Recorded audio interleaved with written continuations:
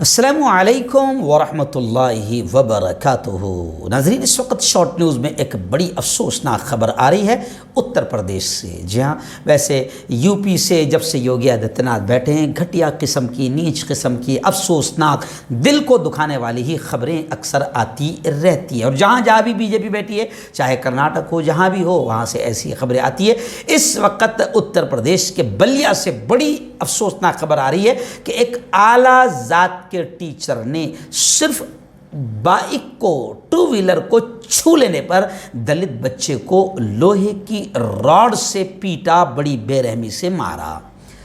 अब मैं इसे आला जात का कैसे कहूँ, घटिया जात और नीच जात के टीचर ने, क्योंकि जो बच्चे को सिर्फ वो दलित है इस वजह से मार रहा है क्योंकि उसने उसकी बाइक को छू लिया है, तो ये आला जात का नहीं हो सकता, ये घटिया जात का, नीच जात का और घटिया जहन का ही हो सकता है। क्योंकि जिनके जहनों में अभी भी दलित भाइयों से नफरत है या ऊंच नीच जिनके जहनों में अभी भी बाकी है, और इस बुनियाद पर जैसे अभी राजस्थान में एक वाक़या हुआ था कि सिर्फ पानी की मटकी को एक दलित बच्चे ने हाथ लगा लिया था, तो टीचर ने इतना मारा कि आखिर वो बच्चे ने दम तोड़ दिया। पूरे मुल्क में इसको लेकर हंगामा हुआ, मगर वो आला जात का था तो शायद अभी तक उस पर कोई कड़ी कार्रवाई नहीं हुई होगी।